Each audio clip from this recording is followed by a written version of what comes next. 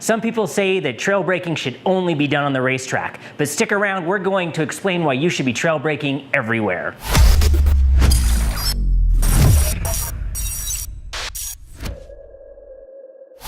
You may have heard people say that trail braking is a racetrack-only technique, but we would argue that trail braking is even more important for the street rider. I can honestly say, for me personally, once I got my head around the concept, it was one of the techniques that made some of the most dramatic improvements in my own riding. Trail braking helps the motorcycle change direction so that you can get into and out of corners more efficiently. But more importantly than that, trail braking gives riders many more options for dealing with unpredictable conditions and unfamiliar corners. When you enter into a corner too fast, you have two choices: add more lean angle, which increases risk, or slow down. But we've all been told that going to the brakes in a corner is dangerous. Trail braking is different. But first, what is trail braking? Well, in the context of motorcycling, trail braking is trailing off the front brake as the motorcycle begins leaning. You are braking past the point where the motorcycle tips in, with the focus being on the front brake. Applying the rear brake while the bike is leaned over is extremely risky, so for clarity, trail braking is primarily a front brake technique. Riders with motorcycles with linked brakes, fear not, your motorcycle will behave just fine for trail braking. And no, this is not just a sport bike thing either.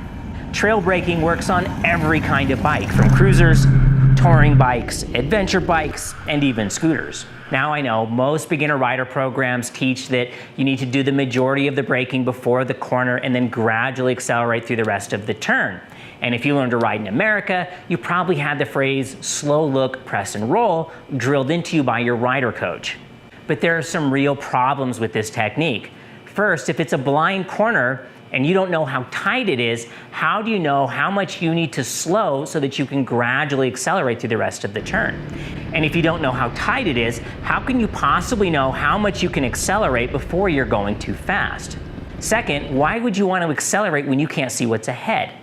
And finally, when you try to accelerate and turn, you are actually fighting two opposing forces of physics. Let's talk about the physics part first. When we slow, the weight of the motorcycle shifts forward and the forks compress. When the forks compress, your wheelbase is shortened, the rake and trail numbers decrease, and the motorcycle becomes less stable in a straight line and now wants to change direction. In effect, no matter what kind of motorcycle you're on, when you apply the brakes, your motorcycle becomes more like a sport bike. Conversely, when we accelerate, the weight of the motorcycle shifts to the rear and the forks extend. The wheelbase becomes longer and the rake and trail numbers increase. The motorcycle becomes more stable in that it wants to go straight. No matter what kind of bike you're on, when you accelerate, it becomes more like a cruiser. Do you realize what this means? This means that we can manipulate the bike's geometry to make it behave the way we want it to. One of my favorite moments of teaching out at the racetrack was when a student came up to me with a question. He said to me in frustration, "I just can't find a fast line through that corner." And I had to explain to him, there is no fast line through that corner. It's a slow corner. And herein lies the truth of motorcycling. The more gentle or wider the arc of the corner, the faster you can go through it. And the tighter the corner, the slower you must go. In addition to counter steering, we can use the brakes to help us change direction, compressing the forks and altering the rake and trail to help the bike change direction. And slowing down makes the circle smaller until we can see the exit of the corner. If the turn is tighter than we anticipated, or there's something unexpected in the corner, we are already slowing down. We are already on the brakes. So we have many options available to us. We can slow even further. We can alter our path of travel. And we may even be able to stop in the middle of the corner if we need to. If slower alters the bike's geometry and makes it want to change direction, and slowing makes that circle smaller, now is where we get to the fun part. We can use the throttle to make the bike straighten up, make the circle bigger, and drive out of the corner. This is the safest place to accelerate because we can see where we are going and we are trying to go straight. Ideally, you should use the throttle to accelerate out of a corner and go just wide enough that you end up on the outside of the corner. Just don't accelerate so early or so aggressively that you end up running wide on corner exit. When you try to accelerate through an entire corner, you are giving the bike conflicting instructions. Accelerating alters the bike's geometry, telling the bike to go straight. You are gathering speed, which is increasing the radius of the corner, making the circle bigger. Not to mention that accelerating when you can't see what's in front of you is what we would call risky. Trail braking is working with the motorcycle's design and strengths to get through a corner with less risk and far more precision. Your past instructors or other riders may have told you that braking in a corner is extremely dangerous, and it is. Going to the brakes, especially just the rear brake, after the motorcycle is leaned over is extremely risky and should be avoided if at all possible. But with trail braking, we're not going to the brakes mid-corner. We go to the brakes sooner, lighter, but carry the brakes for much longer. If you've watched our other video, 7 Tips to Being a Faster, Safer Rider, you may remember me saying the fastest riders use the brakes the most. This is quintessentially what that means.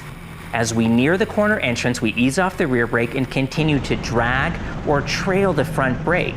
And ideally, we continue trailing on that front brake, even if we're only using 1% of our total front brake's ability until we arrive at the apex and we can see the exit of the corner.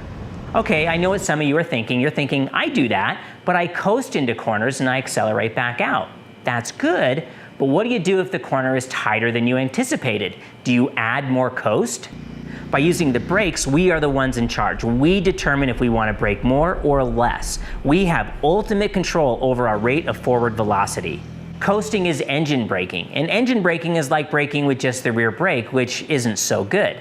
Not to mention that engine braking basically negates all of the bike geometry benefits we get from using the front brake.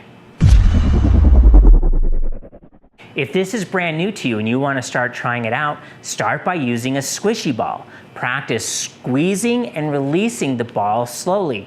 Extend this practice to every input you give your motorcycle. It doesn't matter if we're moving the bike around in the garage or heading into a blind corner. Practice always gently squeezing the lever. And as you start practicing this on your day-to-day rides, don't go out and brake as hard as you can all the way to the apex of the corner.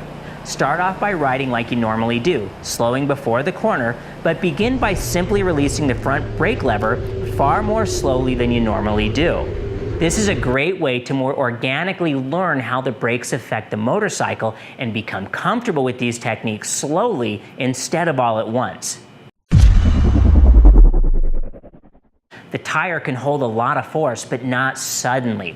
If we get really good at adding and subtracting brake force in small increments, we'll get really good at never overcooking a corner or running over that double yellow line again. We've included links to the outstanding book, Sport Riding Techniques. We absolutely encourage you to pick up a copy. Also, if you want to go off the deep end of why and how this all works the way it does, the book Motorcycle Dynamics shows you the maths and equations and physics. We've also included some links to some credible performance riding schools that teach these skills. If you have any questions or there's something you'd like us to cover in more detail, leave a comment. We read every comment and try to respond to as many as we can. Be sure to click like and subscribe. Thanks so much for watching, and ride well.